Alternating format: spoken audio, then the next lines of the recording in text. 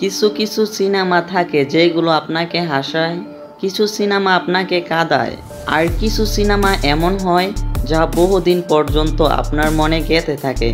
সায়ারা ঠিক এমনই একটি সিনেমা। সিনেমা শুরু হয় বাণী বার্তা নামের এক মেয়েকে দিয়ে, যে দাঁড়িয়ে আছে মুম্বাইয়ের কোর্টে। ওর সমস্ত পরিবারও সেখানে উপস্থিত। সে অপেক্ষা করছে নিজের ফিয়ন্সে মাহেশের জন্য। কিছুক্ষণ পর মাহেশ নিজে না এলেও তার একটি ফোন আসে বাণীর কাছে। ফোনে মাহেশ জানায় তার শেষ মুহূর্তের প্রমোশন হয়েছে এবং তাকে লন্ডনে পাঠানো হচ্ছে।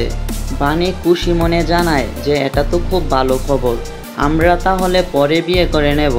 কিন্তু তারপরেই মাহেশ জানিয়ে দেয় যে সে আরেকজনকে ভালোবাসে, তাই সে এই বিয়ে করতে পারবে না। এটা শুনে বাণীর মন একেবারেই ভেঙে যায়। পরবর্তী কয়েক সপ্তাহ সে অনেক কেঁদেছে। ধীরে ধীরে তার পরিবার তাকে আগের অবস্থায় ফেরানোর চেষ্টা করে, কিন্তু 6 মাস কেটে গেলেও বাণী এখনও মহেশকে বলতে পারেনি।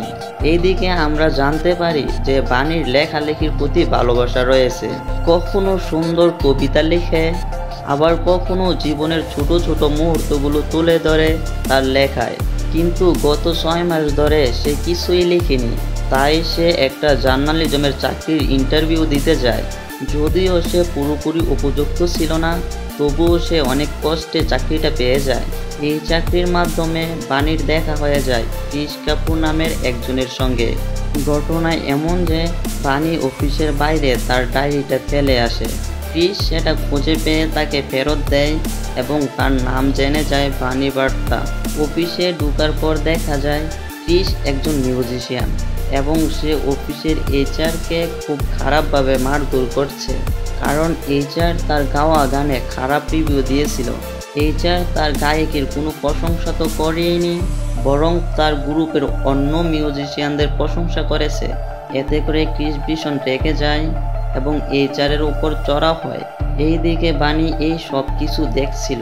তারপর কৃষ চলে যায় নিজের বন্ধুদের কাছে এবং তাদের সাথেও ঝগড়ায় জড়িয়ে পড়ে, কারণ তার মনে হয় ওর বন্ধুরাই টাকা দিয়ে এমন রিভিউ করিয়েছে যেখানে তার কোনো নামই নেই। এর ফলে আজকের শো বাতিল হয়ে যায়, কারণ তার সব ব্যান্ড মেম্বার চলে যায়। কিন্তু কৃষ হাল ছাড়ে না। তার একমাত্র বন্ধু কিবি তার পাশেই থাকে। কৃষ একা গিটার হাতে স্টেজে ওঠে এবং একটা চমৎকার গান গায়, যার মাধ্যমে বোঝা যায় যে সে একজন সত্যিকারের প্রতিভাবান গায়ক। তার দরকার ছিল শুধুমাত্র একটি সুযোগের। কিবি তাকে জানায় প্রিন্স নামের একজন বিখ্যাত র্যাপার একটি ক্লাসিক গান খুঁজছে তার পরবর্তী স্টেজ শোয়ের জন্য। তাই কৃষ যোগাযোগ করে প্রিন্সের ম্যানেজার বিনিটের সঙ্গে। আলোচনা হয় টাকা, কপিরাইট এবং গান গাইবার কৃতিত্বের বিষয় নিয়ে।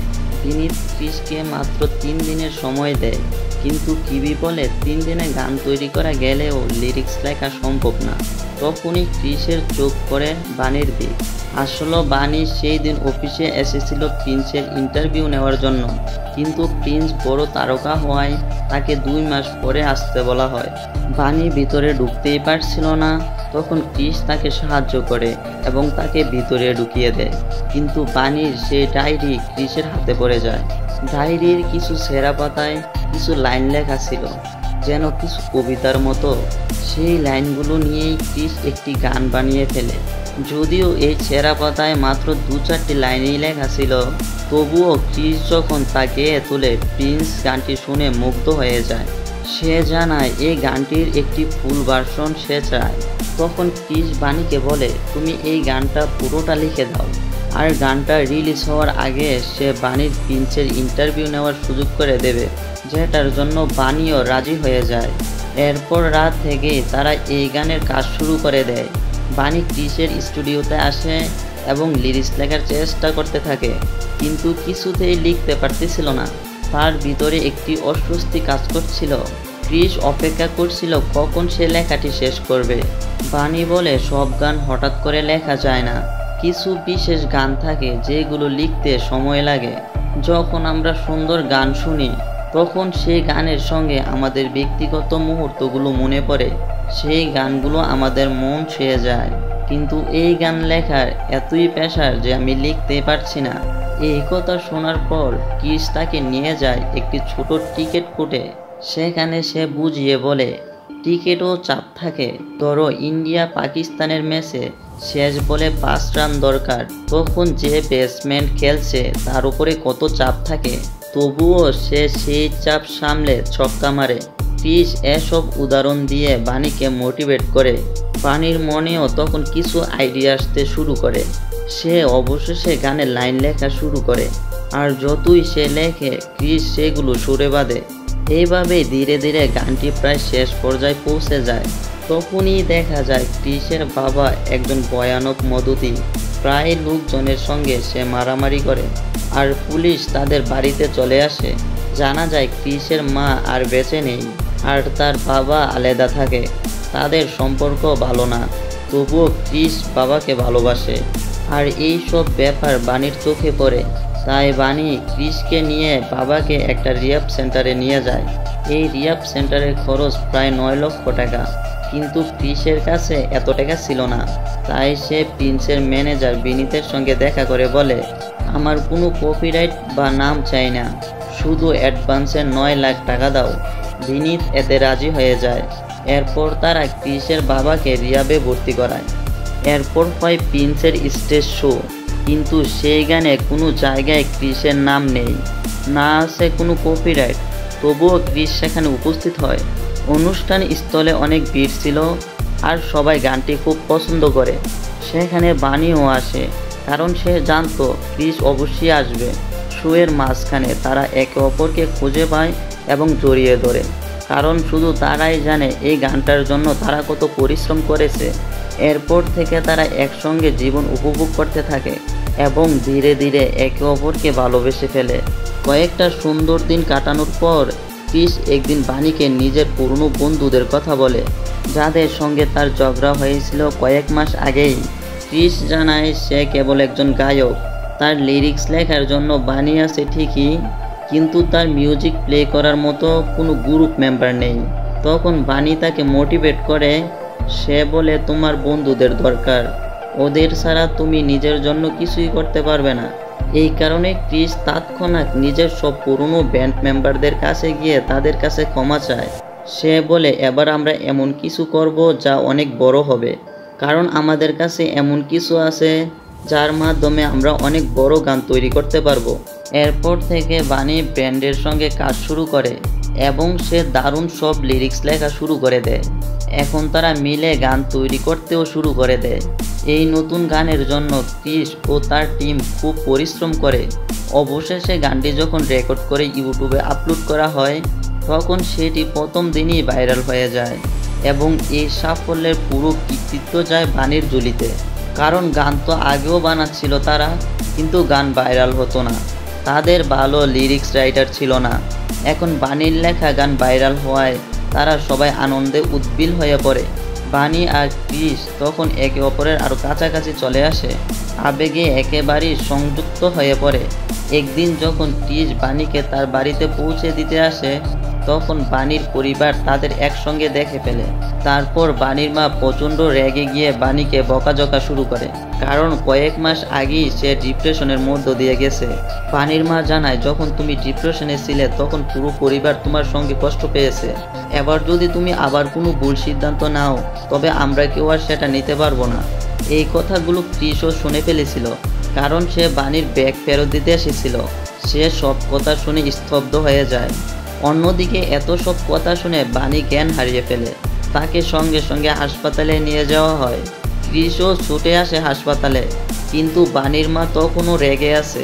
তিনি ক্রিসকে বলে, তুমি যদি ওকে সত্যিই ভালোবাসো তাহলে বিয়ে করো, না হলে পুরোপুরি তার থেকে দূরে সরে যাও।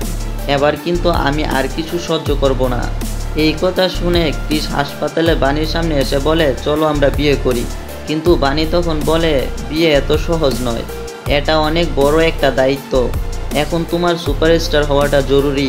বিয়ে তো আজকাল যে কোনো সময় করা যায়, কিন্তু তোমার স্বপ্নগুলো পূরণ হওয়া দরকার। আমি চাই না তুমি তোমার স্বপ্নের জায়গায় আমাকে বসাও, কারণ তোমার ভবিষ্যৎ অনেক উজ্জ্বল। 2 দিন পর বাণীর হাসপাতাল থেকে ছাড় পায়, সে সুস্থ হতে থাকে। অন্যদিকে ক্রিস যায় গোয়ায় তার বন্ধুদের সঙ্গে। কারণ তারা একটি ট্রাভেল ভিডিও শ্যুট করতে যাচ্ছিল। গোয়ায় গিয়ে তারা দেখে যে তাদের ভিডিও ভাইরাল হয়ে গেছে, চারদিক থেকে মানুষ তাদের ঘিরে ফেলেছে। অর্থাৎ ক্রিস এখন সত্যিকারের সুপারস্টার হয়ে গেছে। এইদিকে হাসপাতাল থেকে ছাড়া পেলেও পানিকে আবার কিছু টেস্টের জন্য ডাকা হয়। তখন টেস্ট রিপোর্ট থেকে জানা যায় পানির অ্যালজাইমার হয়েছে। ধীরে ধীরে সে সব কিছু ভুলে যাচ্ছে। পানি নিজেও লক্ষ্য করছিল সে ভুলে যাচ্ছে অনেক কিছুই, কিন্তু সে জানতো না এটা অ্যালজাইমারের লক্ষণ। আর এই রোগের কোনো চিকিৎসাও নেই। ডাক্তার তাকে বলে এখন থেকে তোমাকে খুব সাবধানে থাকতে হবে, প্রথমেই পরিবারকে বলতে হবে। কিন্তু এই কথা শুনে বানি পুরোপুরি ভেঙে পড়ে। ঠিক তখনই ক্রিস এসে উপস্থিত হয়। সে বানিকে জানায়, আমি এখন সুপারস্টার, গোয়ার মানুষ আমাকে অনেক ভালোবাসা দিয়েছে, আমি চাই তাকে অ্যালজাইমারের কথা বলতে। কিন্তু ক্রিসের এই খুশি দেখে সে কিছুই বলতে পারে না। পরের দিন বানি অফিসে জয়েন করে, কিন্তু মাথার মধ্যে শুধু একটা কথাই ঘুরতে থাকে, অ্যালজাইমার। অফিসে এসে মাহেশকে দেখতে পায়। মাহেশকে দেখে তার পুরনো সব স্মৃতি ফিরে আসে, কিন্তু সে কিছুই বলে না। এরপর সে ক্রিসের কাছে যায় আর ক্রিস জানায়, আমার এখন দিল্লিতে একটা কনসার্ট করতে হবে বন্ধুদের সঙ্গে, এটা আমাদের জীবনের সবচেয়ে বড় সুযোগ। কিন্তু এখানেও বানি এখনো কিছু বলেনি ক্রিসকে তার রোগ সম্পর্কে। বানি জানতো যদি সে এখন ক্রিসকে সব কিছু জানিয়ে দেয় তাহলে সে কখনো এই কনসার্ট করতে রাজি হবে না।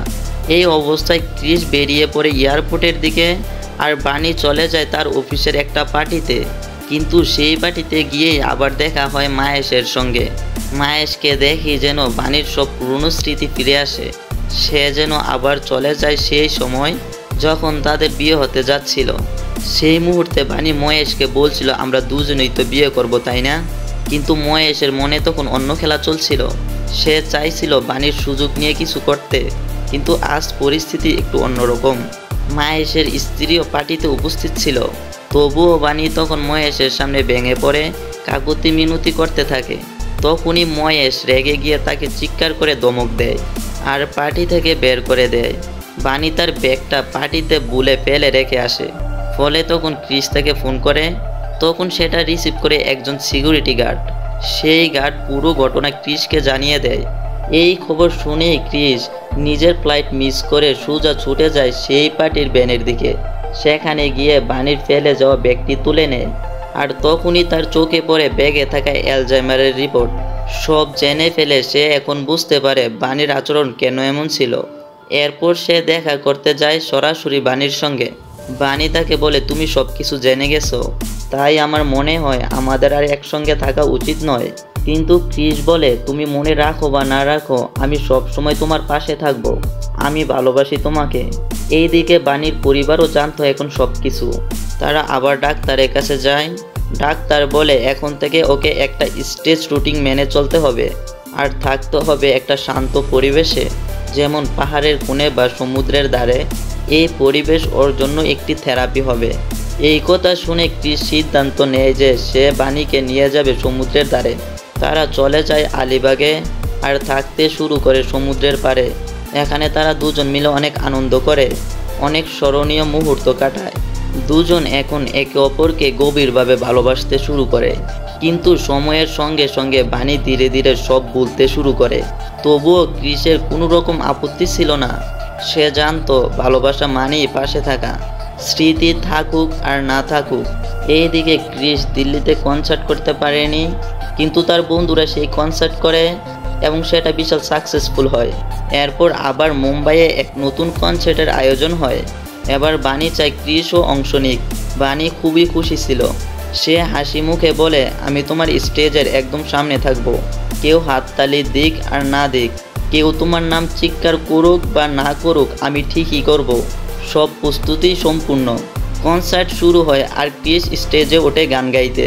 ঠিক তখনই ঘটে সবচেয়ে অপ্রত্যাশিত ঘটনা। মাহেশ আবার হাজির হয় সেই কনসার্টে। জানা যায় এই কনসার্টের স্পন্সরই ছিল মাহেশ। বানি যখন তাকে দেখে সে আবারও পুরনো স্মৃতিতে হারিয়ে যায়। সব ভুলে গিয়ে মাহেশকে বলে, আমাকে কখনো ছেড়ে যেও না, আমি সব সময় তোমার সঙ্গে থাকতে চাই।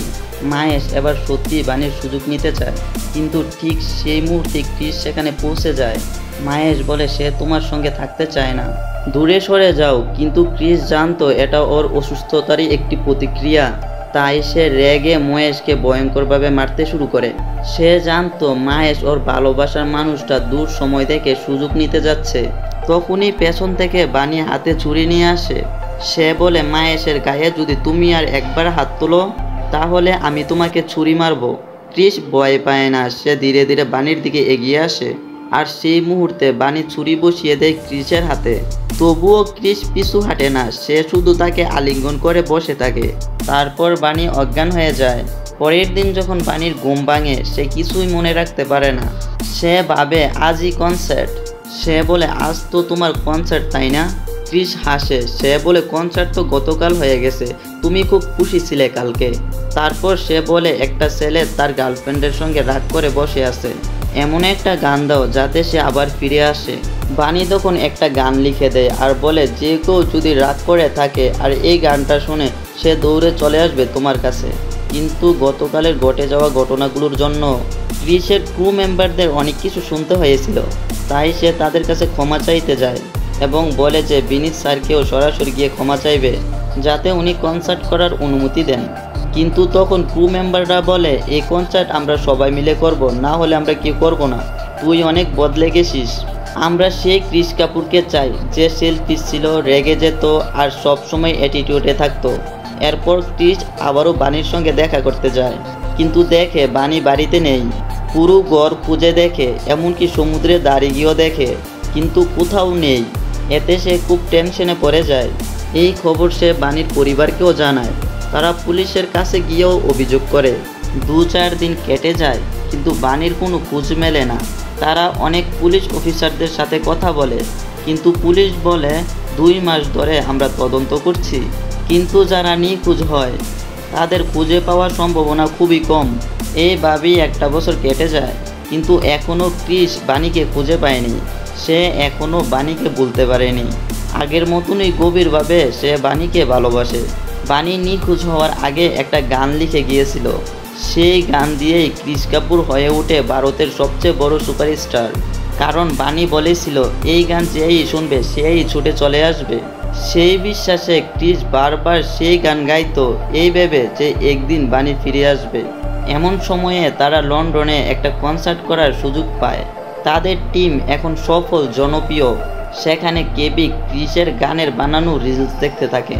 এক ভিডিওতে সে দেখতে পায় বানির চোখ। ক্রিস সব ফেলে ছুটে যায় মালির সেই জায়গায় যেখানে ভিডিওটি তোলা হয়েছিল। সেখানে সে জানতে পারে বানি এক মহিলা হোস্টেলে থাকতো। সেখানকার কর্মীরা বলে, সে সারাদিন শুধু আপনার কথাই বলতো। বানির রুমে ছিল ক্রিসের ছবি, পোস্টার, নিউজপেপার, কাটিং, সবই। বানি একটি চিঠি লিখে রেখে গিয়েছিল, ক্রিস তুমি এই চিঠিটা কোনোদিনই যেন না পাও, কারণ তুমি যদি এখন এটা পড়ো তার মানে তুমি সব ফেলে আমার পিছনে এসেছো, যা আমি চাইনি।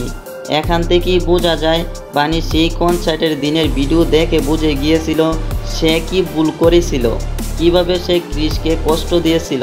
তাই সে সবাইকে ছেড়ে দূরে চলে গিয়েছিল। অবশেষে ক্রিস আবার খুঁজে পায় বানিকে, কিন্তু বানি কিছুই মনে করতে পারছিল না। সে জিজ্ঞাসা করে, আপনি কে? ক্রিস বলে, আমি একজন গায়ক, কিন্তু অনেক দিন ধরে কোনো গান বানাতে পারছি না, আমার কাছে শব্দই নেই। বানি বলে, আমিও অনেক দিন ধরে লিখতে চাচ্ছি, কিন্তু কিছুই লিখে উঠতে পারছি না।